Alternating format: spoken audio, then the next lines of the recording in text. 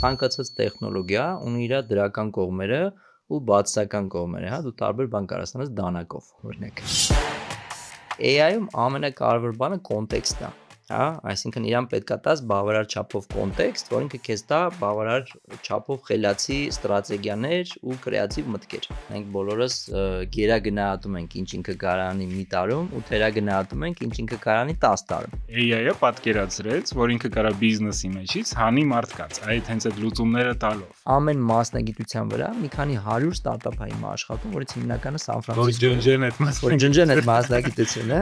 ու որ ասում են AI-ը ոչ մի վտանգներ չունի, դե մենք ինչ արել ենք, կանենք եւ այլն, այ երբ որ գնում ես այնտեղ ու տեսնում ես, որ մարդիկ գիշերը կոնկրետ չեն քնում, մտածելով ոնց մենք կարանք ոչ թե ջնջենք, այլ համարյա կարելի է։ Իրանք այտենց չեն մտածում, բայց այտենց են անում։ Պրակտիկորեն շատ բաներ կա, որ կարող է ջնջվել իրականում։ Եթե դու ինչ որ քո մասնագիտությամբ մեջ դու շատ ուժեղ ես, դու շատ բան կարող ես անել։ Բայց երբ որ դու սկսնակ ես, միջին մակարդակի վրա ես ու դրանից չես աճել, այ իրանց համար շատ մեծ վտանգ կա։ Ընկերություններից մեկը, մենք շատ հայտնի ընկերություն, կարծեմ Klavion, իր ամբողջ customer support-ը ասաց ես ամբողջին ոնց որ փոխարինում եմ AI-ով, հա, ոնց մի քանի հազար հոգի աշխատանքից դուրս եկան ու ոնց որ AI ագենտներ եկան ու այդ ամենը ֆեյլ եղավ, հետո այդ մարդկանց հետ կանչեցին մի քանի ամիս հետո։ Եթե դու կարաս ալգորիթմի վերածես քո առօրյա աշխատանքի ինչ որ մի հատ process, դա ամեն հավանականությամբ հնարավոր կլինի AI-ով էֆեկտիվություն բերել այդտեղ ու ավտոնոմացնել նույնիսկ։ Նոր դրա հաջորդ փուլը կլինի եկեք անենք ինչ որ բաներ, որ մենք երբեք չենք արել ու որտեղ կարա մեզ AI օգնի։ Եթե բան առաջ պլանավորել ենք 3 տարում կանենք, հիմա այդ ամեն ինչը 6 ամսվա պլան է դարել իմ մոտ ու ավելի այսպես բանը մեծացել է հնարավորությունների նկատմամբ, որ ամեն ինչ հնարավոր անել։ Մարդիկ կան, որ բուժվում են ChatGPT-ով, հետո մահանում են, այտենց բան էլ կա, այդ էլ պետք է մարդիկ իմանան։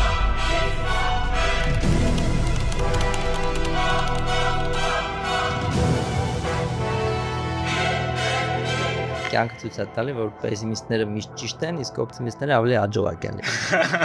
Այդ էլ լավ է։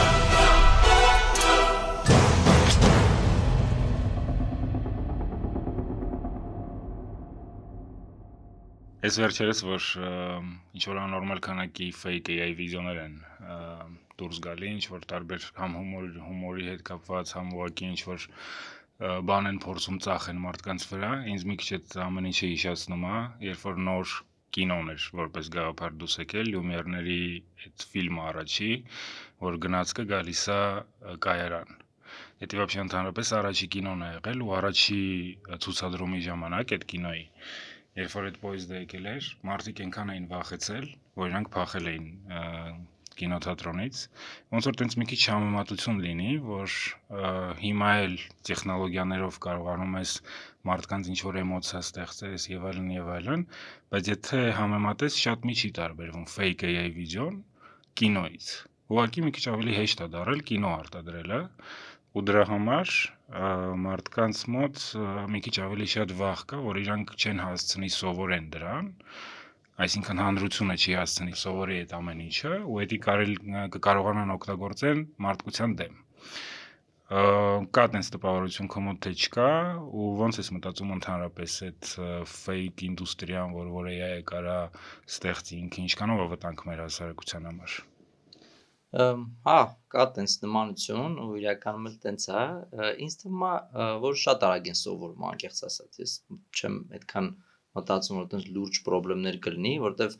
այդ նույն fake-երը, որ տենց դուրս եկան ու տենց բոլորը միանգամից խառնվեցին իրար Sora-ից, ասենք OpenAI-ի հիմնադիրը գնում էր ինչ-որ բաներ գողանում խանութից, տենց կինոյին, վիդեոյին նկարել, հա, եւ այլն ու տենց բոլորը բան արեցին, ու մեկ է շատ արագ է դարձավ սովորական ու ինչ որ մի ձև դու կարողանում ես հասկանալ fake-ը իրականից, բացի այդ watermark-երից, բաներից, որ վիդեոների վրա հայտնվում է, ինքը շատ նման է Photoshop-ին։ Հիմա վերցնենք Photoshop-ը, հա, ճիշտ է, Photoshop-ը նման massայականություն չուներ ու ամեն մեկը չէր կարողանում այդ հմտությունները չուներ, որ գնար ինչ որ բաներ, բայց նույն Photoshop-ով կամ էլի վիդեո հմտություններով ինչ որ մեկի դեմքը կարող էր վերցնել lip syncing-ով ինչ որ մի հատ բան անել ու էլի շատ նման բան կլիներ, բայց այտենց մեծ վտանգներ չառաջացրեց Photoshop-ը համաշխարհային տնտեսություններում, հենց որ ես ավելի պոզիտիվ եմ նայում այդ ամեն ինչին։ Դե եթե ինչ որ ինստրումենտ կա, որով որ կարելի է ռոպագանդա անել, մարդիկ sense տենց այդ ռոպագանդան անելու են։ Հիմա ավելի շատացել է ինստրումենտների քանակը, բնականաբար ինչ որ գաղափարներ ավելի հեշտ կարելի է ռոպագանդա անել այդ ինստրումենտների միջոցով, բայց երևի տենց ի վերջո որ բանանես, այդ ամեն ինչի վրա նայես, ամենակարևորը որ մարդիկ ինչ որ բազային արժեհամակարգ ունենան, որը որ կկարողանա իրանց թույլ տա հասկանալ, թե ինչն է իրանց օգտի, ինչն է իրանց դեմ, ու եթե իրանք տեսնում են օրինակ, որ այդ ինչ որ տեսակի ռոպագանդայով կամ ինչ որ տեսակի կոնտենտով իրանք ստանում են ատելություն, դա իրանց դեմ է։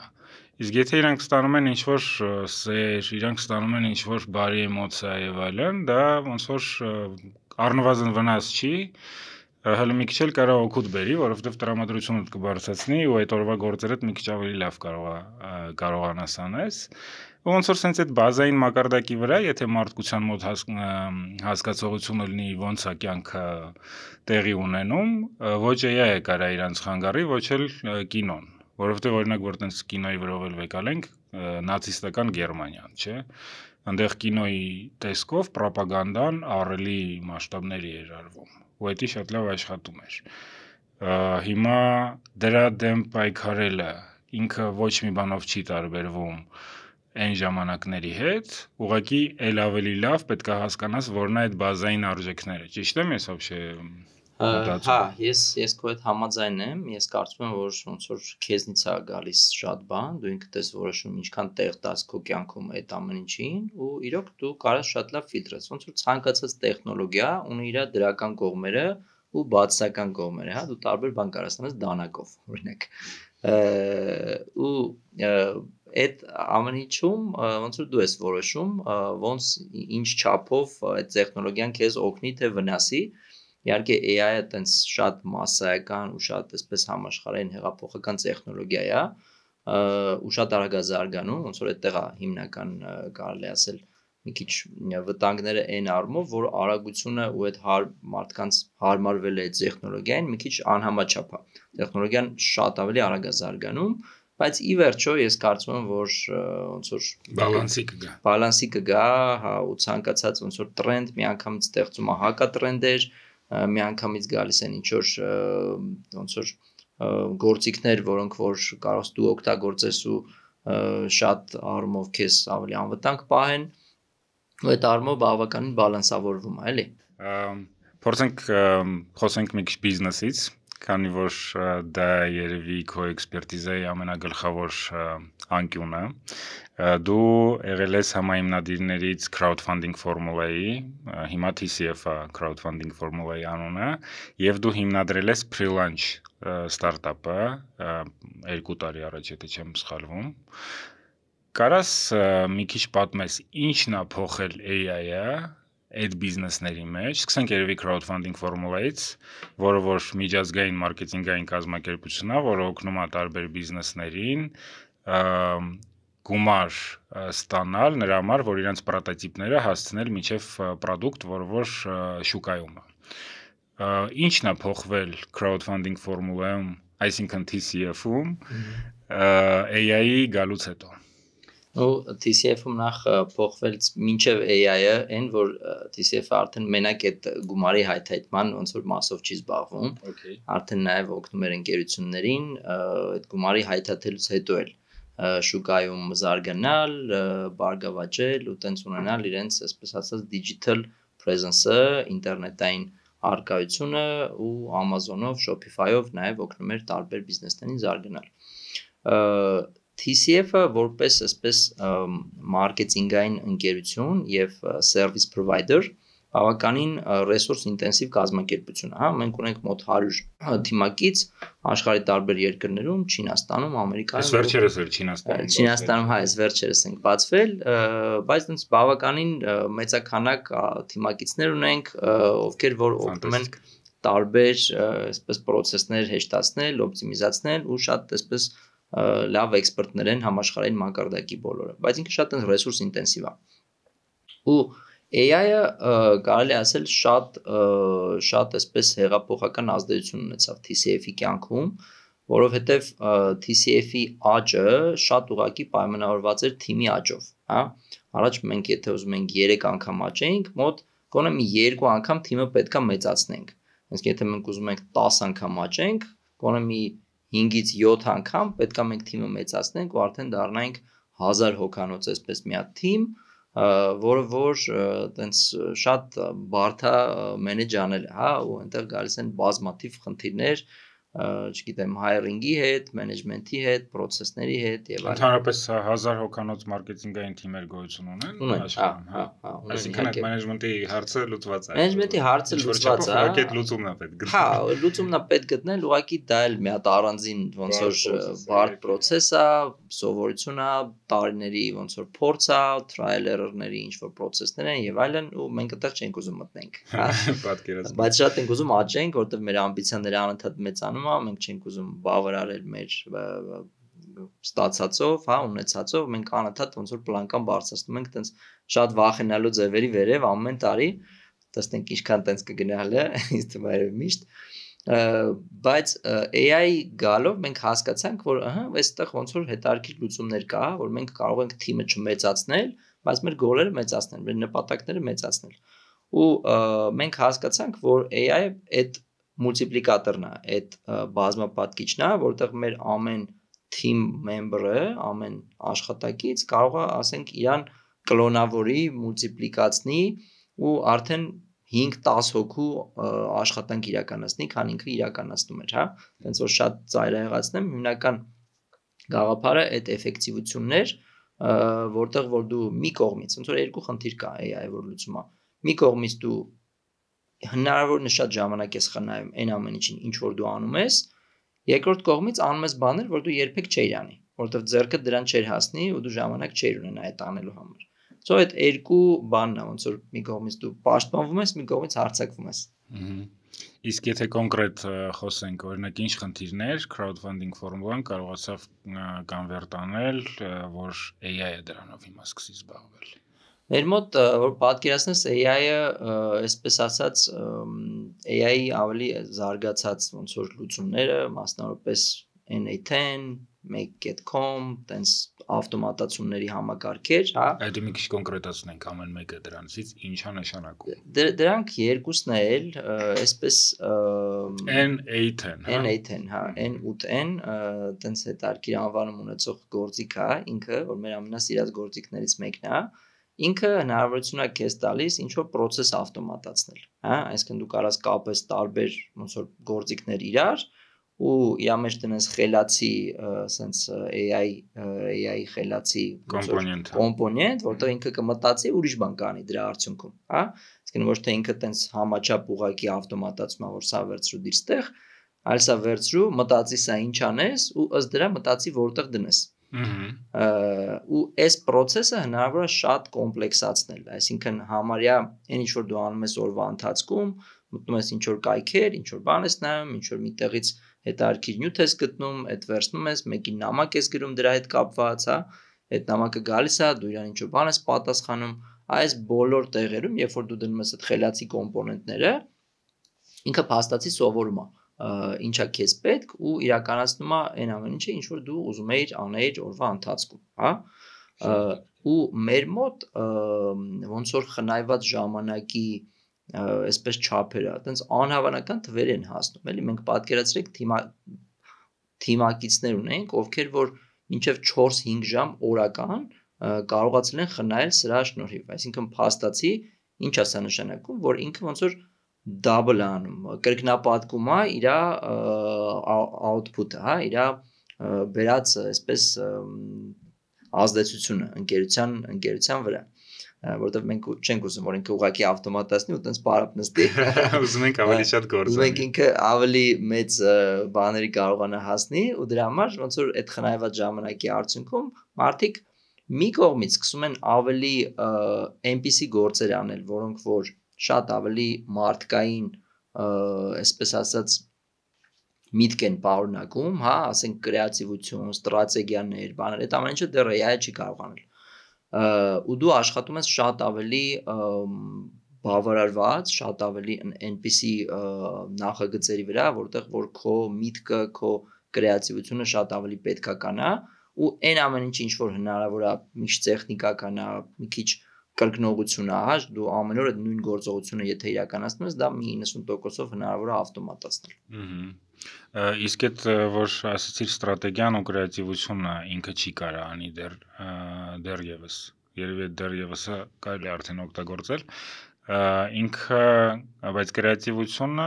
այդքան էլ վատ չի իր մոտ, ինքը կարա ինչ-որ տարբեր բաներ փորձի առաջարկել, ստեղծել կամ ինքը իրանով ստեղծի, ստրատեգիայի պահով էլ, որ օրինակ ես իր հետ քննարկում եմ, շատ ավելի արդյունավետ քննարկումներ է ստացվում, քան մի հատ ինչ-որ ժողով հավաքել ու մարդկանց հետ քննարկել, որ ճիշտ չգիտեմ, իմ սուբյեկտիվ կարծիքն է, այսինքն ինքը ինչ-որ տենց հնարավորություններն էլ ոնց որ զգացում է, որ կարա ապագայում ավելի լավ ունենա, բայց հիմա էլ տենց շատ մի վատ չի, օրինակ։ Ընդհանուր առմամբ, հա, ու մի քիչ ոնց որ նայած ինչ կոնտեքստում, անկեղծ ասած, ճիշտ է, կրեատիվությունը, այսպես երբ որ դու ինչ-որ մի հատ նոր միտք ես մտածում ու քեզ թվում է որ ինքը լրիվ նոր միտք է, որ մի քիչ անալիզ ես անում, տեսնում ես որ դա ինչ-որ տարբեր փորձերի, մտքերի արդյունքում է այդ նոր միտքը քո մոտ եկել,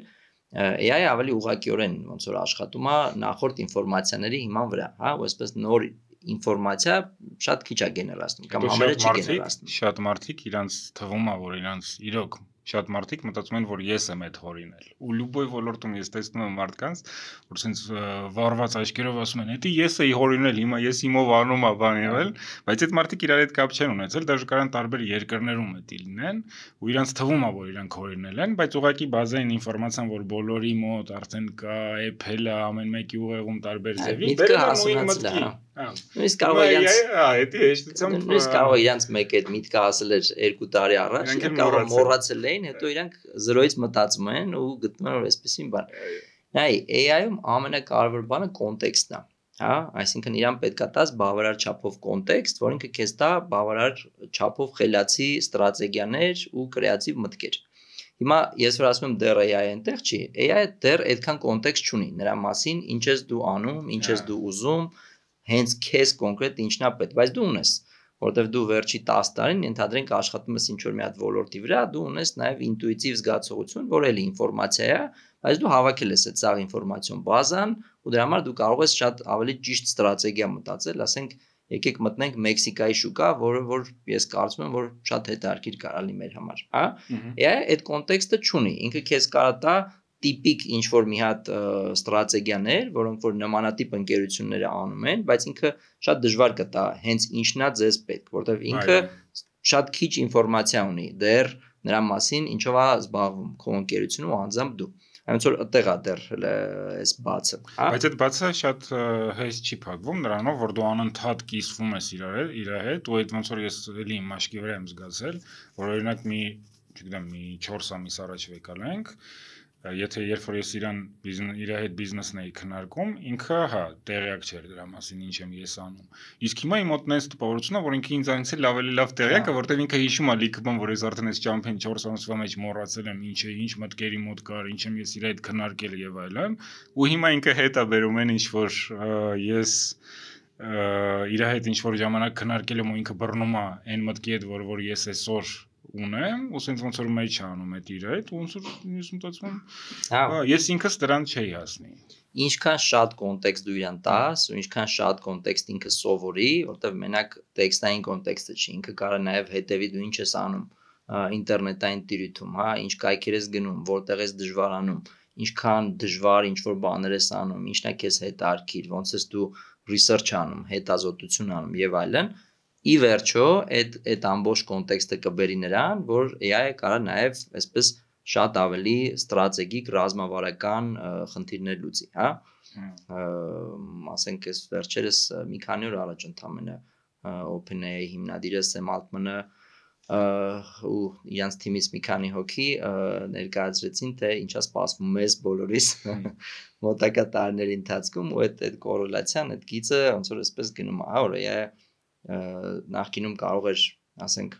5 րոպեանոց խնդիրներ լուծել, հիմա կարող է 5 ժամանոց խնդիրներ լուծի, ինչ որ ժամանակ հետո 5 օրանոց խնդիրներ կարող լուծի ու նաև 5 տարի տևող խնդիրներ կարող լուծի, որ կարող քեզնից տևի 5 տարի։ Որ գնում ենք դրան Դրա համար պետք է ավելի շատ կոնտեքստ, պետք է ավելի շատ learning, Վերադառնանք freelance-ին, ինքը ստարտափ է, որը օգնում է կազմակերպություններին, product-ը մինչև հանել շուկա տեստավորել, պահանջարկ կա, թե չկա։ Առաջի հերթին ճիշտ հասկացա ինչի մասին է ստարտափը ու չի փոխվել ոչ մի բան նրանից չի փոխվել եւ ոնց որ sense տպավորություն է որ այդ ոլորտում AI-ը ինչ որ բան պետք է կարողանա անի նոր սկսել է կարողանալ դες ոնց որ մեր մոտ ոնց է աշխատում մարդիկ գալիս են դու այդ product-ի կոնցեպտը ներկայացնում ես կայքում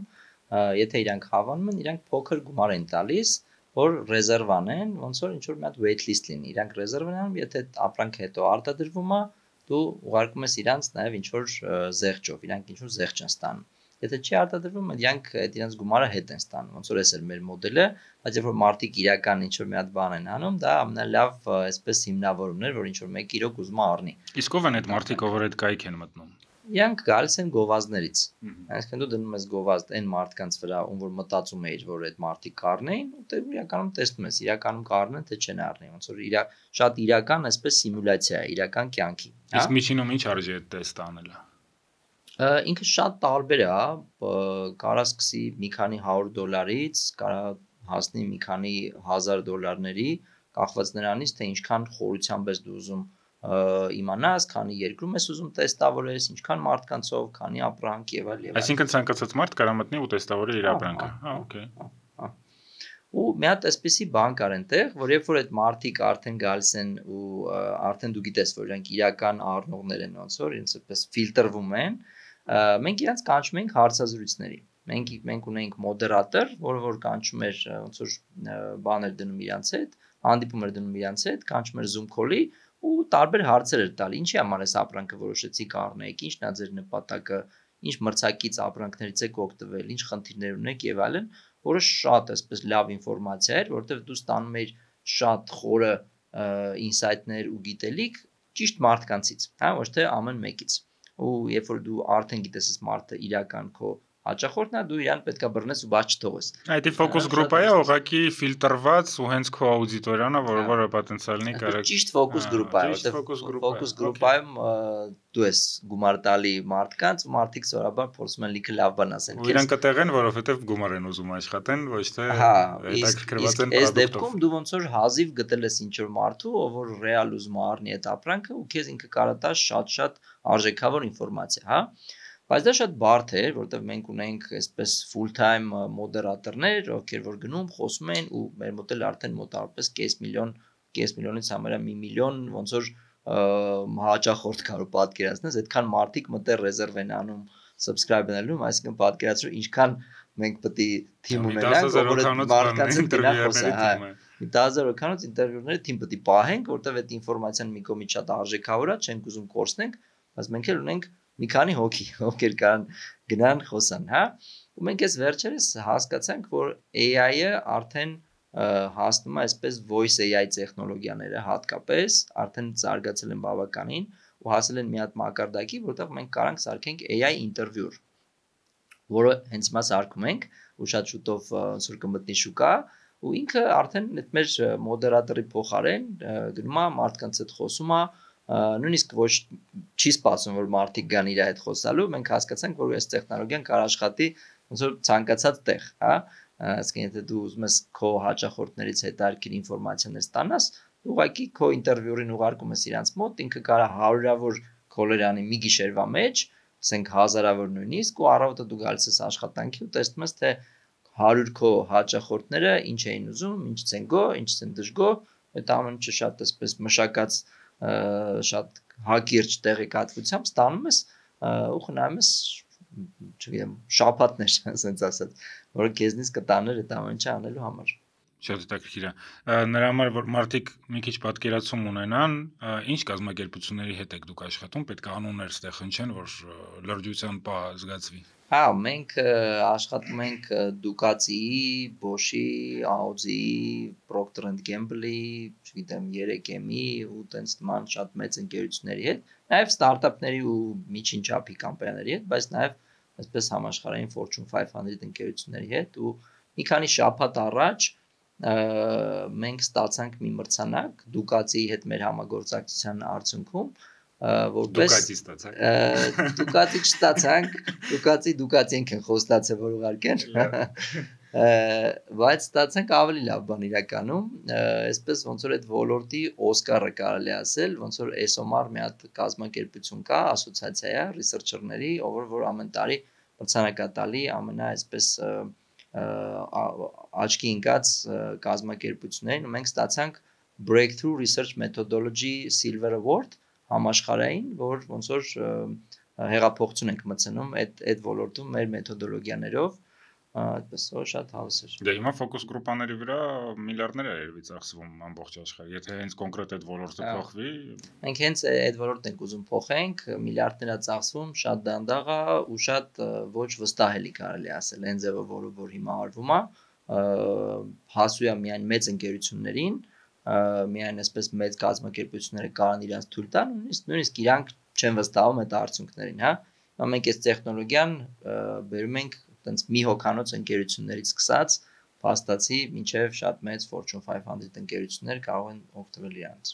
Ես մի քիչ AI-ի հետ քննարկեցի ձեր ստարտափը, որ ճիշտն ասեմ, ու տենց տարբեր կողմերից էի փորձում շոշափել։ Ես փորձում էի հասկանալ ընդհանրապես այդ ոլորտը, որտեղ որ դուք աշխատում եք, ոնց կարա ձևափոխվի, ու ոնց որ կանխատեսումները հետևյալն էր, որ կա ոնց որ երկու մաս, հա, այդ ֆոկուս գրուպայի մասն է, ու հենց մարքեթինգ անելը, որ մարդիկ կարողանան մտնեն այդ սայթ ու իրանք կարողանան այդ $1 թողեն, որ մենք հասկանանք ինքը ուզում է առնի այդ product-ը թե չէ։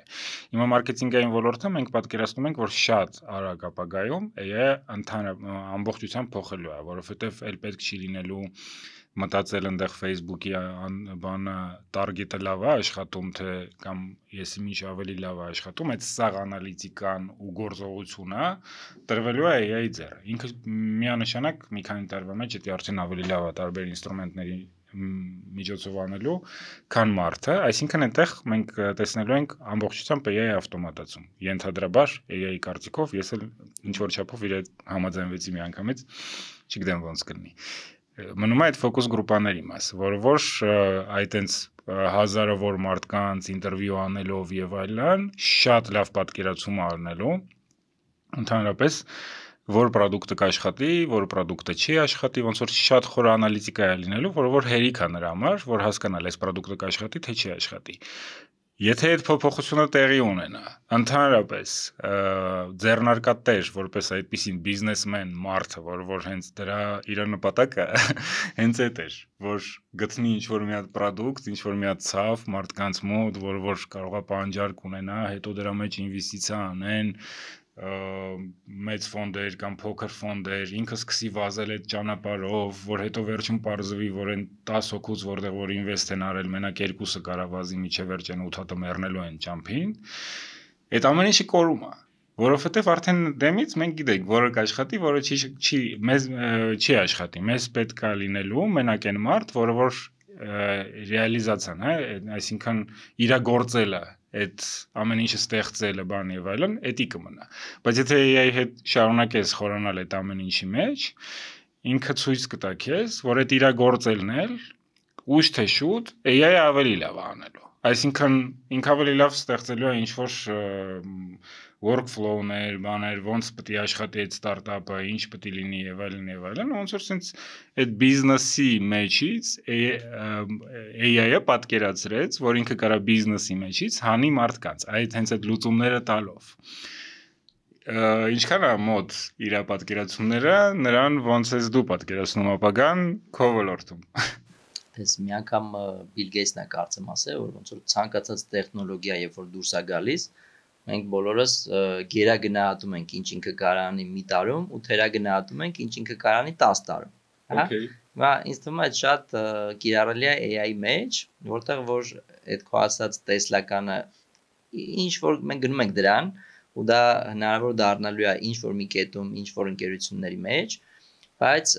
ոնց դու ճիշտ նկատեցիր, այնտեղ տարբեր կոմպոնենտներ կա բիզնեսի մեջ հաջողության հասնելու, էլի, իդեան իհարկե շատ կարևոր է, բայց հետո շատ կարևոր է քո vision-ը, այսինքն դու ոնց ես դա տեսնում, հա, ու էլի դու ունես ինչ որ կոնտեքստ, դու ունես ինչ որ ինֆորմացիաներ, ինչ որ կյանքի փորձ, ինչ որ խնդիրների ես առնչվել, անձամբ դու ու որոշում ես ինչ որ մի հատ խնդիր լուծես, հա, ու ինչքան երկարաժամկետ ես դու դա պատկերացնում, ինչքան քո տեսլականը մեծ է, այնքան դու ամեն ինչ անում ես դրան հասնելու համար։ Հետ ու այդ իդեայից հետո ոնց որ դու պետքա կարողանաս իմպլեմենտացնես, այսինքն այդտեղ է հիմնական արժեքը կայանում, էլի, ու ինչքան երկարաժամկետ դու կարողանաս գնաս տարբեր խնդիրներ լուծելով, մինչև հասնես նրան, որ մարդիկ սկսեն քեզ վստահել, հավատալ ու դու տաս արժեք մարդկանց, հա։ Բայց բոլոր փուլերը, որ այսպես տենց ծայրահեղացնենք, հնարավոր է շատ հեշտությամբ կարելի է փոխարինել, եթե ծայրահեղացնենք։ Այդքան էլ հեշտությամբ չէ, բայց տեսականորեն հնարավոր է փոխարինել, հա, հնարավոր է փոխարինել։ Ես ավելի շատ այն տեսության կողմնակիցն եմ իրականում, որը որ այսպես ուղղակիորեն փոխարինելուն չի ավելի շատ նայում, այլ ավելի շատ որպես ասիստենտ, հա, նայում է AI-ին որպես smart assistant, smart team, էլի դու ես ոնց որ կապիտանը, դու ես որոշում ընդունողը, բայց դու ունես աշխարհի ամենախելացի օգնականները քո սենյակում, ու դու կարող ես գնալ ինչ որ մի ուղղությամբ, ինչ որ բաներ գրավես, բայց դու ինքդ ես որոշում ընդունողը, հա։ Ինչ որ մի կետում իհարկե երբ որ AI ունեցավ բավականին մեծ կոնտեքստ, էլի այդ կոնտեքստը այդտեղ շատ կարևոր է, ինքը կկարողանա ինչ որ որոշումներ ընդունի քո փոխարեն։ Հիմա ինչքան մեծ ու կարևոր որոշումներ ինքը կկարողանա ընդունել, այդ երևի տեսնենք, հա, բայց բարձ չի։ Բարձ չի, բայց այդ տենդենսը որ կարողանանց լինի, որ ստարտափները որպես այդպեսին ստարտափ պետք չլինի էլ, որտեղ ստարտափը ինչի համար է։ Ստարտափը նրա համար է, որ տեստ անել ինչ որ հիպոթեզա։ Ճիշտ չի։ Ավելի շուտ ստարտափը նրա համար է, որ լուծի ինչ որ մի հատ խնդիր, հա, ու այն ուսորաբար միացել է բարձել այդ խնդիրը գոյություն ունի թե չէ։ Հա, բայց ոնց որ մինչև հիմա նենց էր, որ լուծի խնդիր մարդկանց համար։ Հա, հիմա եթե մարդկանց տանում ես մի կողմ, դու կարող է փոխվի ստարտափի նաև մոտեցումը թե ինչի համար է ստարտափը, բայց իրականում ստարտափը խնդիր է լուծում։ Այսինքն տեղի է ունեցել ինչ որ մի հատ խնդրեմ, դրա լուծումը դեռ չկա, կամ կա, բայց վատ է լուծած ու ստարտափը որոշում է, որ ես պետք է այս խնդիրը լուծեմ։ Ու կապտում է սկսում է լուծել տարբեր այսպես էքսպերիմենտների միջոցով հասնելով նրան, որ ի վերջո խնդիրը լուծվում է։ Ոբշեմ ստարտափները հələ կմնան, հա։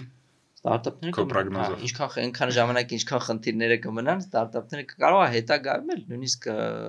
զվարճացնել էլ է խնդիր մարդկանց, էլի։ Ենթադրենք այսպես ծայրահեղացնենք, AI-ը լուծել է մարդկանց բոլոր խնդիրները, դու պետք չի գնաս աշխատանքի, բայց ինչ ես անելու այդ քո ժամանակով, դու պետքա ինչ-որ մի բան անես, հա, որ ինչ-որ կյանքիդ իմաստ հաղորդես։ Դե որ այդտեղ գալիս է ուրիշ տիպի խնդիրներ արդեն, ու էլի խնդիրները միշտ կան։ Խնդիրները միշտ լինելու են, շատ լավ է։ Իսկ քո մոտեցումը բիզնեսի նկատմամբ ինչ որ ձև փոխվել է, երբ որ AI-ը արդեն հասել է այս level-ի, որը որ հիմա կա։ Այսինքն դու ուրիշ ձև ես մտածում բիզնեսի մասին, դու ինչ որ մոտեցումներ ես փոխել, որ հիմա արդեն այսպես պետք է աշխատել աշխատողների հետ, հա, այսինքն թիմակիցների հետ, ոնց է հարաբերությունները փոխվել AI-ի ներգրավման հետո։ Իմ մոտ ամենամեծ փոփոխությունը եղավ, երբ ես անցած տարի Սան Ֆրանցիսկոյի գնացել, ու ես ոնց որ ուղղակիորեն տեսա ինչա կատարվում, այդ կարելի ասել է դեպի կենտրոնում, մի քիչ մենք որ Հայաստանում այսպես հերվից նայում ենք, լսում ենք, ինչքան էլ թեկուզ անգլերենով այդ կոնտենտը դու ստանում ես ու քեզ թվում է թե դու շատ այսպես update եղած ես, հա, դու գիտես բոլոր վերջին նորություններին, բայց երբ որ գնում ես կենտրոն, որ Սան Ֆրանցիսկոն կարծում եմ ամենահիմնական կենտրոնն է, որտեղ OpenAI-ի գրասենյակն է այնտեղ, հա։ Այնտեղ ահավոր մի հատ իրավիճակ է տիրում, կարելի ասել, ասենք մեքենայի տաքսու վարորդներից բռնած բոլորը ասենց արագ-արագ վազում են ինչ որ տեղեր, ոնց որ ասենց կրիտիկական մի հատ արտակարգ իրավիճակ լինի ու ասենց բոլորի մոտ ասենց այսպես ասենց գժանոց է, էլի։ Բայց ինչի։ Ու լիքը բան այնտեղ տեղի ունենում շատ այսպես ներքին community-ներում, հա, ասենք կարող Google-ի CTO-ն, ղեկավարներից մեկը ինչ որ մի հատ բան կանչի ու ասի, տեսեք, մենք ուր ենք հասել, մենք ես չենք ցույց տալու ոչ մեկի, բայց դուք տեսեք, մենք ինչ կարանք անենք ու դες այս տեխնոլոգիան տալիս ենք, որ դուք 6 ամիս կարողանաք օգտագործեք։ Դրա արդյունքում բոլորը հասկանում են ինչքան մեծ հնարավորություններ կա, ինչքան բան է բացվում։ Ես սենյակը մտել, որտեղ որ այսպես պատերին կպցրած ա եղել մասնագիտությունների ցանկ, հա, ու սենց հերթով ջնջվում էր, ոնց որ ինչն են իրանք ավտոմատացնելու, սենց ասած, ու ամեն ինչի վրա քանյաց ստարտափը աշխատում, այ մոտավորապես այդ տիպի, տենց աշխարհում ինչքան մասնագիտություն կա, այ ամեն մասնագիտության վրա մի քանի 100 ստարտափ է հիմա աշխատում, որից հիմնականը Սան Ֆրանցիսկոյում ջնջեն այդ մասնագիտությունը, ու որ ասում են AI-ը ոչ մի վտանգներ չունի, դե մենք ինչ արել ենք, կանենք եւ այլն, այ երբ որ գնում ես այնտեղ ու տեսնում ես, որ մարդիկ գիշերը կոնկրետ չեն քնում, մտածելով ոնց մենք կարանք ոչ թե ջնջենք, այլ համարյա կարելի է ասել։ Դրանք տենց չեն մտածում, բայց տենց են անում, բայց պրակտիկորեն շատ բաներ կա, որ կարող է ջնջվել իրականում։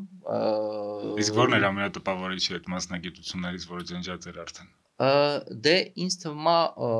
առաջի ամենամեծ վտանգները այդ երևի ֆինանսների հետ է կապված, ասենք հաշվապահություն, հաճախորդների սպասարկում, մի քիչ տենց տեխնիկական մասնագիտություններ, հա,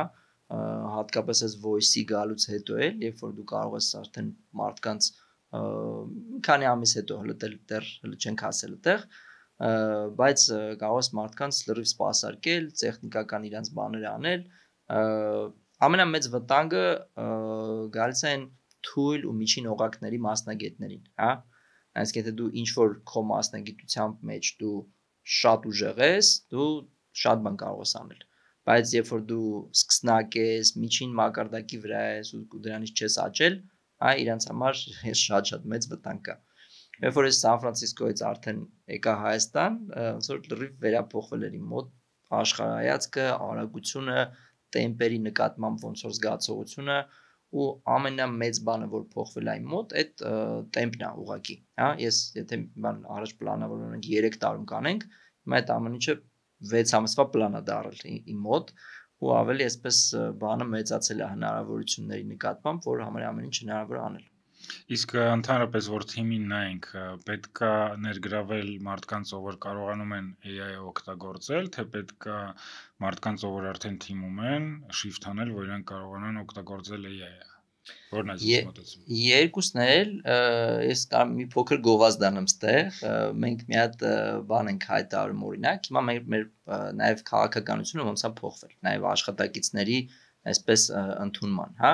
Հիմա մենք ունենք մի հատ ծրագիր, որտեղ որ մենք չենք պահանջում ոչ մի դիպլոմ, ոչ մի բան, տենց բացարձակ ոչ մի բան, կոչվում է Growth Formula Powered by AI, ու ինքը տրեյնինգ ծրագիր է, մարդիկ դիմում են այդտեղ, մասնակցում են, 1.5 ամիս մենք ոնց որ սովորեցնում ենք այն ամենավերջի պրակտիկ իրական պրոյեկտների վրա աշխատանքը ու AI-ի այն գիտելիքները, որոնք անհրաժեշտ են, ու հետո նայում ենք ովքեր կուզենան նաև շարունակեն իրենց աշխատանքը մեր մոտ ու մի 10-20 հոգի առնվազն կմիանան մեր թիմին։ Ու դա մենք կանենք ամեն տարի, կարելի ասել բացարձակ չնայելով իրենց փորձին, գիտելիքներին, դիպլոմներին, մենակ անգլերենի իմացությանն ենք ոնց որ նայում, որովհետև դա շատ կարևոր է AI-ի հետ դույով հաղորդակցվելու համար, բայց ոնց որ բոլորը կարող են դիմել այդտեղ, մասնագիտանալ ու կախված է ինչքան արագ ես դու սովորում նոր բան, էլի։ Մի հատ այսպեսի գաղափար կա, որ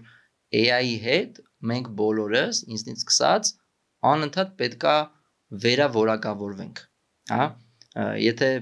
մինչև այդ ինչ որ մարդիկ մտածում են, որ օքեյ, իրանք հասել են իրանց պիկի կարիերայի ու իրանք գիտեն ինչ որ գիտելիքներ, իրանց էլ պետք չի այսպես նոր որակավորում անցնել, հիմա այդպես չի։ Հիմա դու անընդհատ, համարյա ամեն 6 ամիսը մեկ պետքա նոր որակավորում անցնես, եթե դու ուզում ես մնալ արդիական այն ամեն ինչում ինչ որ դու անում ես, հա։ Ու հետեւաբար արկա աշխատակիցները, նորերը, բոլորը պետքա այդ մոտեցմամբ մոտենան ցանկացած աշխատանքի, էլի։ Իսկ եթե խոսենք նրա մասին, ոնց է ամենահեշտ ձևը, որ AI-ը սկսի կազմակերպությունը կիրառել, այսինքն ինչ որ process գոյություն ունի, որ կա ինչ որ կազմակերպություն, ստարտափ կամ ընդհանրապես բիզնես, մենք հասկանում ենք, որ հիմա այդ AI տրանսֆորմացիան տեղի է ունենում ամբողջ աշխարհում, բայց նաև հասկանում ենք ու ստատիստիկան ու research-ները հենց դա են ասում, որ մեծամասնությունների մոտ կազմակերպությունների այդ տրանսֆորմացիան չի ստացվում կամ մեծ մասով տապալվում, որովհետև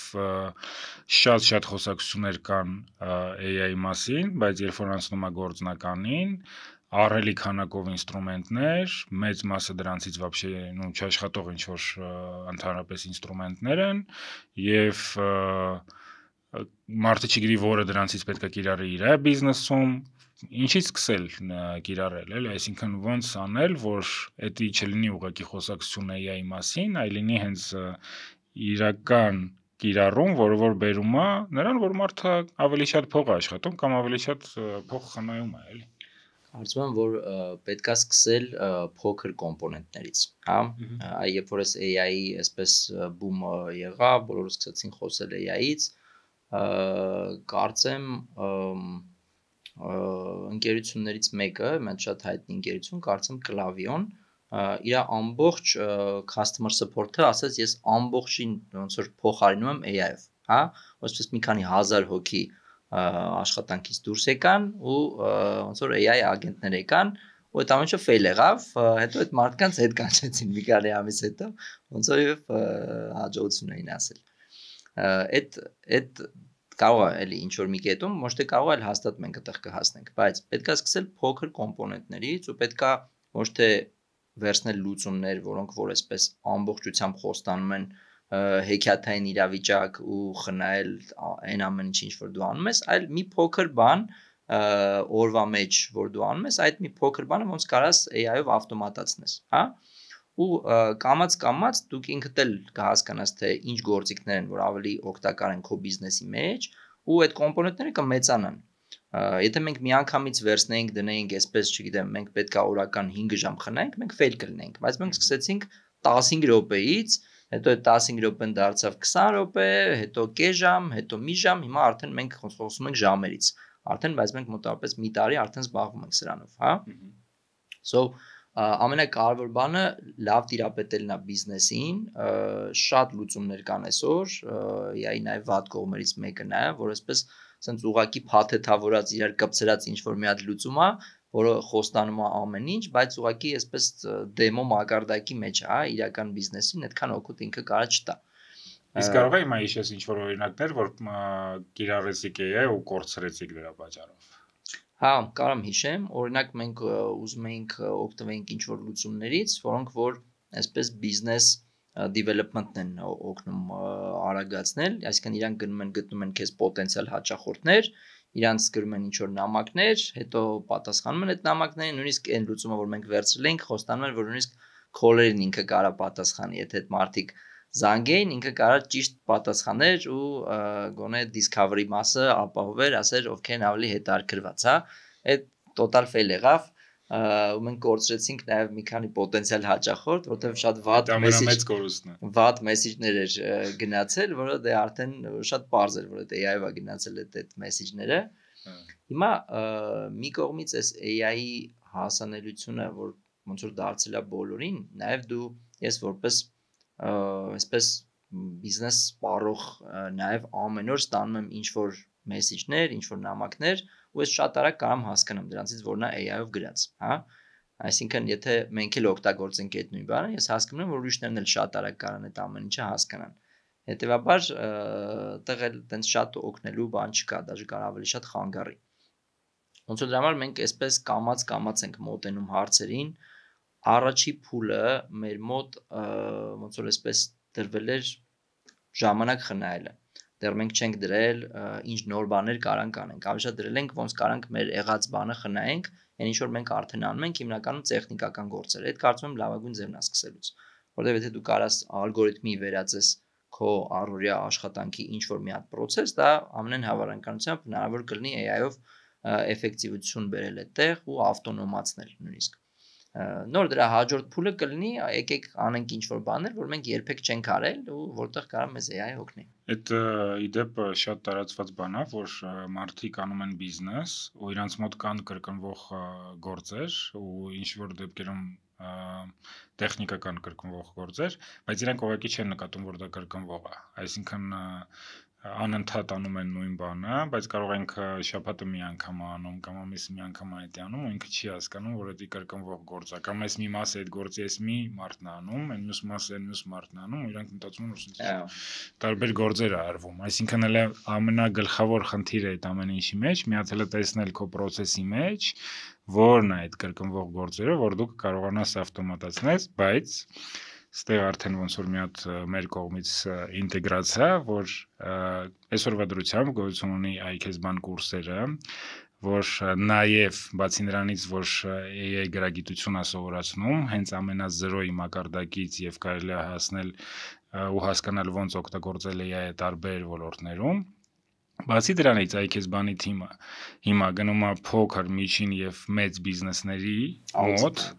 աուդիտ անում, մի հատ հասկանում է ընդհանրապես ինչ խնդիրներ իրանց մոտ կարար լիներ, որ իրանց մոտ կարելի է ավտոմատացնել AI-ի միջոցով, հետո մյուս փուլը կամ խորհրդատվություն է տալի ոնց այդ թիմը իր ուժերով կարողանա իմպլեմենտացնի այդ խորհուրդները, կամ էլ ինքը հենց iKesban-ի թիմը իմպլեմենտացնում է։ Մեր լսարանի համար, եթե դուք հետաքրքրված եք AI տրանսֆորմացիայով ձեր բիզնեսի մեջ, դուք կարաք թողեք մեր Google ֆորմայում, որ կլինի այս վիդեոյի տակ ձեր մասին ինֆորմացիա եւ ինչ որ բիզնեսներին, այդ ես չեմ խոստանում, որ բոլոր բիզնեսներին, որովհետեւ կարող է շատ մարդիկ հարցում ուղարկեն մեզ, բայց ինչ որ բիզնեսների հետ կկապնվի iKesban-ի թիմը եւ ձեզ կտան անվճար նմանատիպ խորհրդատվություն, հենց որ welcome այս վիդեոյի տակ։ Փորձենք խոսել, թե ոնց է AI ընդհանրապես փոխելու մեր կյանքը, բիզնեսից մի քիչ ավելի լայն, եթե տեսանկյունից նայենք։ Շատ քննարկումներ կան, ինչ որ քննարկումները բավականին վախենալու են։ Մարդիկ խոսում են նրա մասին, որ AI կարա բերի նոր թվային դիկտատուրա, կարա ամբողջովին հասարակության պատկերացումները կարողանա ծրագրավորի նենց ոնց որ ինչ որ կորպորատիվ կենտրոնները որոշեն, դրա ինչ որ դրսևորումները մենք արդեն իսկ հիմա տեսնում ենք, մենք կարանք նկատենք, որ գրոկը օրինակ իր տիրոջ նման մի քիչ ավելի աչական է, մի քիչ ավելի ուղիղ է, մի քիչ ավելի սենց կոշտ է եւ այլն, ChatGPT-ն մի քիչ ավելի ձախական է, մի քիչ ավելի ազատամիտ է եւ այլն, այսինքն այդտեղ չկա վտանգ կամ ինչ սպասելիքներ ընդհանրապես կան, եթե մենք ամբողջությամբ ինֆորմացիան AI-ից ենք ստանալու, իսկ AI-ի ինֆորմացիան ամբողջությամբ կորպորացիաներից է մենեջերվում եւ ոչ մի փոքր կորպորացիա չի կարողանա երևի թե կամ կկարողանա, ես չգիտեմ, դա statement չի, ստեղծել ինչ որ լեզվային մոդել, որին որ ինքը դոստուպ կտա բոլորին, որովհետեւ դրա համար ահռելի GPU-ների ռեսուրս է պետք։ Նոր ոնց որ իշխանության դրսևորումն է աշխարհում ձևավորվում, չէ՞։ Բայց առաջ ավելի վատ էր։ Առաջ մի կորպորացիա էր, այդ ամեն ինչը որոշում, այդ կորպորացիան ու Google էր։ Հիմա շատացել են ուղղակի կորպորացիաները ու եթե մի քիչ այսպես ծայրը հեղացնենք ու պրիմիտիվիզացնենք, ոնց ենք մենք ինֆորմացիան ստանում, մենք ստանում ենք մեդիաներից, չէ՞։ Ինչ որ մեդիաներից, հեռուստատեսությունից, Google-ից, որը որ հիմնական կենտրոններ, որտեղ որ մենք search էինք անում։ Google-ում էլ այնտեղ բավականին, այսպես ոնց որ ինչ որ բաներ կար, որ պետք չէր բարձրանալ վերև չէր բարձրանում ու քեզ չեն երևում, ինչ որ բաներ կար, որ Google ուզում էր որ դու տեսնես, դու տեսնում ես դրանք ու շատ էլի քննադատության արժան էր, բայց Google-ը ուներ իր ալգորիթմերը, որ չէր բացում ոչ մեկի։ Հիմա այդ ամեն ինչը մի քիչ ավելի կենտրոնացել է, այսպես իշխանության բաները կորպորացիաների մեջ ու այո, այդ ինֆորմացիայի consumption-ը դարձել է այդ տարբեր այսպես անկյուններից, բայց ես կարծում եմ շատ բան այդ առումով չի փոխվել, որտեղ առաջ էլ եթե նայենք մենք մեդիա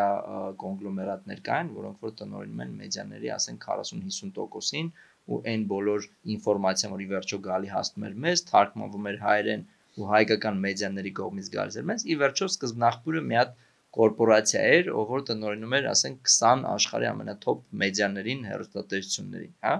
Հետևաբար եթե դու նայես իրենց էդիտորները, ինչ ինֆորմացիա որ ուզենային, ինչ անկյունից, դու դա կտեսնեիր իրական։ Այսինքն մենք ինչ ենք անում, մենք ոնց որ մենք ենք որոշում, որ կողմի վրա գնանք, մի քիչ այս կողմի, թե մի քիչ այն կողմ, մեր հետազոտությունն ենք անում, նույնը պետք է անել AI-ի հետ, պետք չի կուրորեն հավատալ այն ամեն ինչին, ինչ որ մենք ստանում ենք, պետք է հասկանալ, որ այո, դրա մեջ որոշակի սուբյեկտիվիզմի տարրեր կան։ Շատ ես կասեի։ Հəլəlավա որ ChatGPT-ն տակը գրում է, որ ChatGPT-ն կարա սխալվի, առանձին դրում է, որ մարդիկ լուրջ չընդունեն ինչ որ ինքը ասում է։ Այդպես բացարձակ մարդիկ կան որ բուժվում են ChatGPT-ով, հետո մահանում են, այտենց բան էլ կա, այդ էլ պատկամարտիկ հիմա։ Շատ դեպքեր ա եղել իրականում։ Հիմա ուղղակի պետք է էլի դու քո ոնց որ հետազոտություն անես, չգիտեմ, մի քանի աղբյուրներից ինֆորմացիա ստանաս, կարող է հետագայում այտենց open source բաներ լինեն, որոնք ավելի օբյեկտիվ ինֆորմացիա կտան, չգիտեմ, բայց այս բան ուղղակի պետք է անել ոնց որ միշտ։ Այսինքն մի քանի աղբյուրից ստուգել։ Վիդեո ֆեյքերի նման մի բան էլի, ֆորման փոխվել է, բայց թե ոնց դու պետք է դրան վերաբերվես, ինքը այդքան էլ չի փոխվել։ Ուղղակի մի քիչ բարդացել է քո համար, երևի կամ չի բարդացել իրականում, այս եթե մենք տեքստերի մասին ենք ասում, ընդհանրապես ոչ մի բան էլ չի բարդացել։ Ես հակառակը, ավելի մեծ դոստուպ ունես, ավելի շատ ինֆորմացիա։ Ավելի հեշտացել է ինչ որ առումով, ես օրինակ, չգիտեմ, առնվազն մի 5-6 աղբյուրից ստուգում եմ ինչ որ մի բան, եթե դա կարևոր հետազոտություն է, չգիտեմ, ես ունեմ ChatGPT, Claude, Gemini, DeepSeek ու մի քանի հատ էլ ուրիշ ինչ որ բաներ, որոնց որ ստուգում եմ ու նոր դրա արդյունքում հասկանում եմ, որ օքեյ, այս տարբեր մոտեցումները իմ մոտեցումը ավելի հակված է սրան։ Այսինքն այդ research-ի ձևն է ամել նաև փոխվել, էլի, առաջ նրա համար որ research արվեր, պետք էր Անկանում Google-ը իր գնում։ Google-ը իր գնում ու գնում էր Google-ով մինչև 5-րդ էջ օրինակ կամ 60 հատ զապրոս է իրանում Google-ում։ Իսկ հիմա մի հատ deep research ես անում ChatGPT-ում, մի հատ Gemini-ում ու գնաց։ Շատ լավ։ Իսկ ընդհանրապես մարդը ու աշխատանքը, հա, խոսենք սրա մասին։ Հիմա մարդը ունի ինչ-որ պատկերացում աշխատանքի մասին, որ ձևավորվել է երևի վերջի մի 100 տարվա մեջ ինչ խոսք միջև այդ աշխատանքը լրիվ ուրիշ բաներ, արիստոկրատներ կային բան։ Հիմա աշխատանքը ոնց որ էլի վտանգի տակ է այն առումով, որ հենց այդ հասկացողությունը, թե մենք ինչ ենք հիմա հասկանում աշխատանք, կարող է փոխվի։ Ինչ ես նկատի ունեմ։ Հիմա մենք մտածում ենք, որ գնացինք առավոտի 9-ին գործի, Իրիկունը 6-ին տուն եկանք, այդ մասում ինչ որ բան արեցինք, թեկուզ ուղղակի ժամանակ ծախսեցինք գործի տեղը։ Դրա անունը աշխատանք է։ Բայց կարող է AI-ի գալուց հետո աշխատանքը արդեն 100%-ով չափվի արդյունքով մարդու ու ոչ թե ժամով։ Կամ ոնց է այլ ինչ որ դրսևորումներ լինելու, որ մարդու մոտեցումը աշխատանքին փոխում է կամ իր հասկացողությունը թե ինչ է աշխատանքը փոխվում է։ Ինձ թվում է, հա, ինչ որ վերափոխումներ կլինի հաստատ ու ոնց որ եթե էլի մի քիչ այսպես ծայրահեղ նայենք, լիքը ազատ ժամանակ է լինելու ու նաև շատ մարդիկ էլ չեն աշխատելու, շատ ինտենսիվ են ամեն ինչում, ինչը որ իրանք հիմա անում են, հա։ Ընդհանուր առմամբ ոնց որ AI-ը օգնելու է հնայի բարձրացմանը, այսինքն ինքը նաև ոչ միայն ավելի լավ է անելու շատ բաներ, որ մարդիկ են անում, այլ նաև օգնելու է ավելի արտադրողականության ավելացմանը ու հետեւաբար ավելի հարստանալու է աշխարհը, այսինքն ավելի մեծ ամեն ինչ ավելի հասանելի է։ Այո, ամեն ինչ ավելի հասանելի է դառնալու մարդկանց ու մարդկանց մոտ աշխատանքը շատ ժամանակ այսպես կյանքի իմաստի ու ինչ որ հիմնավորելու իրանց առօրյա կարճաժամկետ եւ երկարաժամկետ նպատակները հիմնավորելու միջոց է դարձել։ Կարծում եմ այդ ամեն ինչը վերաիմաստավորելու նոր մի հատ շրջան է գալու, որտեղ որ դու պետքա, չգիտեմ, կամ մարդիկ ամբողջ աշխարհի մտածեն ինչով զբաղվեն, ոնց դեպրեսիայի մեջ չընկնեն, որտեղ այդ միշտ չի որ աշխատանքի կամ վատ սոցիալական վիճակից է գալի, ընդհակառակը երբեմն ավելի լավ վիճակից է գալիս, հա, երբ որ նայենք վիճակագրությունը։ Մի հատ checkpoint-ի հասնում ես, որ մտածում ես միջև այդ որ էդի քո երազանքն է, դու կհասնես այդտեղ ու քո մոտ կյանքում ամեն ինչ լավ կլինի։ Հիմա checkpoint-ը հասկանում ես, որ այդ դեպրեսիան է պրոստը checkpoint-ը։ ու այդ առումով կարծում եմ որ ինչ որ խնդիրներ կլինեն երևի։ Դե ոնց է մարդկանց մոտ, մանավանդ Հայաստանում շատ մարդկանց մոտ կա այտենց դրսևորում, որ դե գործ ունենանք, հա, գործ, ինչ որ գործ պիտի մարդը ունենա, որի դիմաց որ ինքը ժամը իրա կտա ու իրան փող կտան։ Թե այնտեղ բովանդակությունը այդ գործի ինչ է, մարդկանց քիչ էլ հետաքրքրում։ Մեկ մի հատ ծանոթ ճարենք, միտեղ տեղավորվենք։ Այտենց ինչ որ գաղափար։ Հիմա ես տեսնում եմ, որ եթե AI գոնե 10% է նրանից ինչ որ ասում են, որ իրականացվի, աշխատաշուկայի մեծ մասը արդեն ոնց որ պետք չի լինելու։ Եթե լուրջ դրան վերաբերվենք, սկսեց տաքսիստներից, կասիրներից, հետո այնտեղ միջին կամ ցածր օղակի մենեջմենտը, ծրագրավորողներ դաժե դու էլ ասցիր, որ ջունիորներ ու տենց mid junior-ներ այսպես ասած, իրանք արդեն պետք չեն լինելու։ Այստեղ ոնց որ մենք խոսում ենք հարյուրավոր, միլիոնավոր կամ եթե դաժե կարող է դաժե միլիարդից ավել կամ մի քանի միլիարդ մարդկանց մասին։ Դա մի քիչ հետաքրքիր է ու մի քիչ էլ վախենալու, որովհետև երբ որ մարդը ազատ ամնում, ինքը սկսում է հիմարությունների մասին մտածել։ Ինչով քո կարծիքով կարող է մի կողմից իրանց ազատի գործից, մյուս կողմից զբաղացնի։ Ես հույս ունեմ, որ հա, այդ ազատ ժամանակը կօգտագործվի ավելի լավ բաների վրա, քան հիմարությունների, բայց մյուս կողմից նայած որ սցենարին ենք մենք ավելի հակված, էլի։ Ոնց որ պոզիտիվ սցենարը այն է, որ մարդիկ կարան դառնան ավելի կրեատիվ, ունենան ավելի շատ գործիքներ ու կարան շատ ավելի, այսպես բաներ անեն, եթե առաջ ուղղակի անհնար էր, հա, ինչ որ մի հատ աշխատաժամանակ քեզ թույլ չէր տալիս զբաղվել ինչ որ մի բանով, որ դու միշտ ուզել ես զբաղվես, բայց ժամանակ չի եղել դրանով զբաղվելու։ Ու ինչ որ մեկն էլ, այո, պարապությունից կվերցնի ու կսկսի ինչ որ հիմարություններ անել այդ նույն գործիքները։ Ձո երկուսն էլ կլինի, տեսնենք որը ավելի կգերիշխի, էլի։ Իսկ դու որին ես ավելի շատ հակված։ Ես օպտիմիստ եմ ավելի, Ես էլ եմ օպտիմիստ, ընդհանրապես նրա համար որ կարողանալ ամեն օր աշխատել իմ կարծիքով ու գործ անել, ցանկալի է լինել օպտիմիստ, շատ ու ես մեկ էլ նկատել եմ, որ շատ դեպքերում պեսիմիստները իրանց ասում են, որ իրանք ռեալիստ են, որը որ այդքան էլ չի, որտեղ ոչ օպտիմիստները, ոչ պեսիմիստները, ոչ էլ ռեալիստները չգիտեն ինչ արնելու ապագայում։ Ուղղակի ունեն ինչ-որ ներքին զգացողություններ, որով որ շարժվում են առաջ։ Ու եթե դու օպտիմիստ ես, մի քիչ ավելի հեշտ է քեզ շարժվել առաջ, որովհետև դու տենց լավ ես տրամադրված, էլի, որ այսօրվա գործը մի բանի կբերի, լավ բանի կբերի ապագայում։ Կյանքը ցույց է տալի, որ պեսիմիստները միշտ ճիշտ են, իսկ օպտիմիստները ավելի աջողակ են։ Այդ լավ է, լավ ասացիր։ Լավ, մի հատ էլ բլից անենք, ես կարճ հարցեր կտամ, դու էլ հնարավորինս կարճ պատասխաններ կամ էլ ոնց ուզես։ Ինչն ավելի լավ, ինտուիցիան թե տվյալները։ Երկուսն էլ մենք օգտագործում ենք, ես անձամբ օգտագործում եմ երկուսն էլ ու ինտուիցիա եմ օգտագործում հասկանալու երբ է պետք որը օգտագործել։ Շատ ժամանակ ոնց որ դու պետք է հիմնվես տվյալների վրա ու քո ամբողջ այսպես ուղեղը ցանկությունը ասում է որ դա սխալ է, բայց եթե տվյալները ցույց է տալիս որ դա ճիշտ է, ես ինձ ոնց որ փորձում եմ համոզեմ որ դա ճիշտ է ու ֆրիլանսը ընդհանրապես դրա համար ենք մենք սկսել, որ ավելի տվյալահեն որոշումները կայացվեն, բայց շատ դեպքերում ինտուիցիան իրականում այդքան էլ ինտուիցիա չի, դա փորձի, ժամանակի, գիտելիքների ինչ որ կուտակում է, որը դու ասում ես ինտուիցիա, բայց եթե մի քիչ անալիզ անես, ինչ որ միտեղ դու ինչ որ մի խնդիր տեսել ես, ուղղակի այդքան արագ չես կարողանում հասկանաս։ Ընդհանրապես ասում են, որ ինտուիցիան դա քո փորձն է, որ դու ունես, նախորդ փորձն է, որ դու ունես, որ ձևավորվում է արագ որոշում կայացնելու։ Երկուսն էլ պետք է։ Հա։ AI-ը դարձնում է մարդկանց ավելի խելոք, թե ավելի ծույլ։ Ավելի ծույլ երևի։ Ինձ թվում է,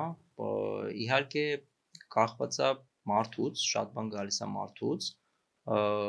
դու ոնց օգտագործես, եթե քո ուղեղը մի քիչ մարզես AI-ով, ավելի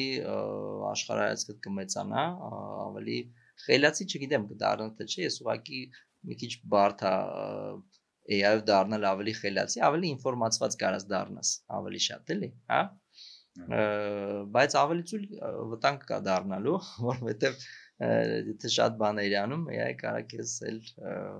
կտրի այդ ամեն ինչից ու դու ալարես լիքը բան անես։ Որովհետև արդյունքի հասնելու համար կարելի է շատ ավելի քիչ բան անել AI-ի միջոցով։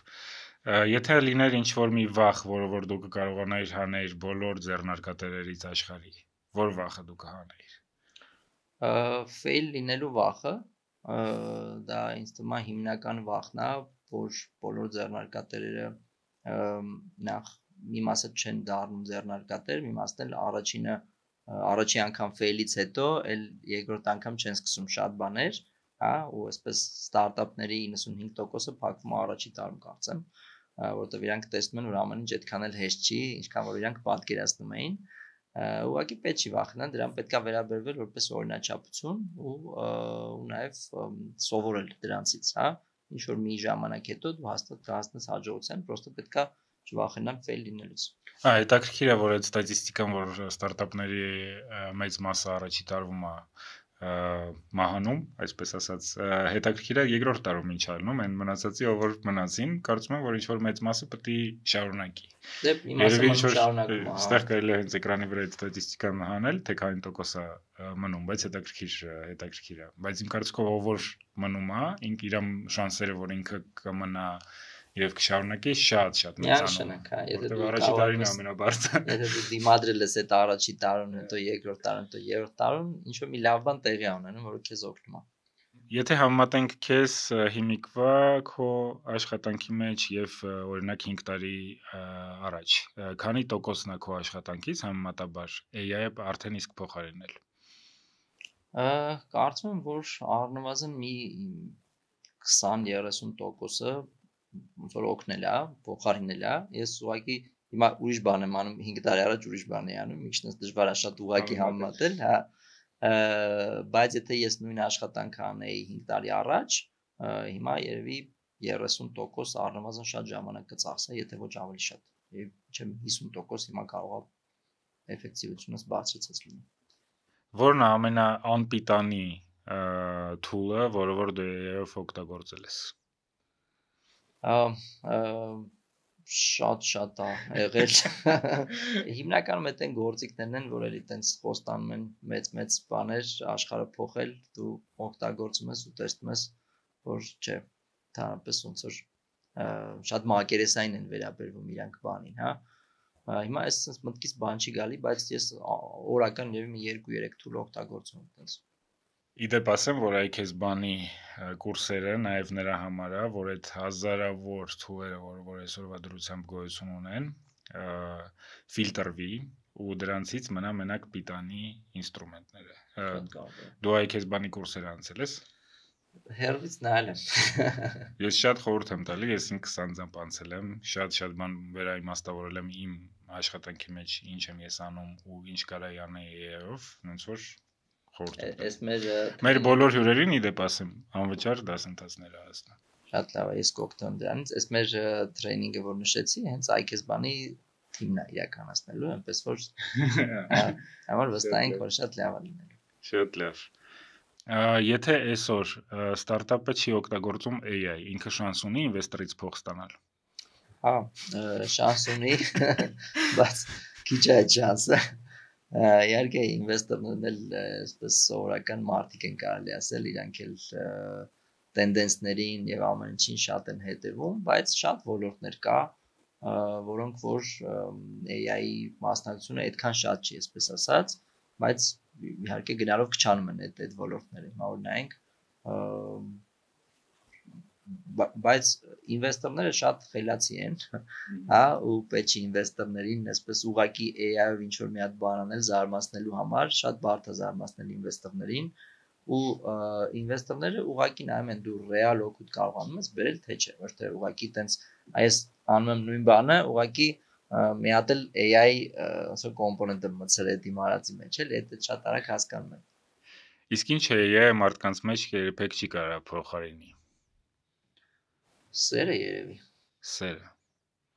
Հույս ունենանք, որ AI չի սովորի սիրել։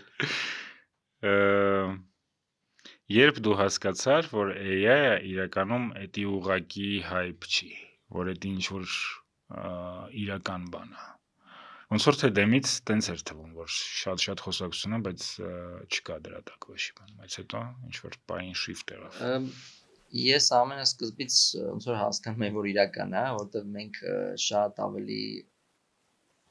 ժամանակ էինք օգտագործում AI գործիքներ, ասենք GPT-3 էինք մենք օգտագործում, հələ մինչև ChatGPT-ի դուրս գալը, ու տեսնում էինք, որ բանը գալիս է դրան, իհարկե մեզ սպասածից ամեն ինչ շատ ավելի արագ փոխվեց, քան մենք կարող ենք պատկերացնել, բայց երևի առաջի անգամ, երբ որ թիմում տեսա, որ ռեալ մարդիկ կարողանում են իրենց ժամանակը խնայել, ու կոնկրետ դու նայում ես, տեսնում ես, որ շատ զգալի է այդ տարբերությունը, այդ ժամանակ այդ գիտակցական մակարդակը ավելի լավ եկավ։ Ու երևի վերջի հարցը, ոնց ես մտածում, AI տրանսֆորմացիան դա իրական հեղափոխություն է, թե դա ուղղակի նոր Photoshop է։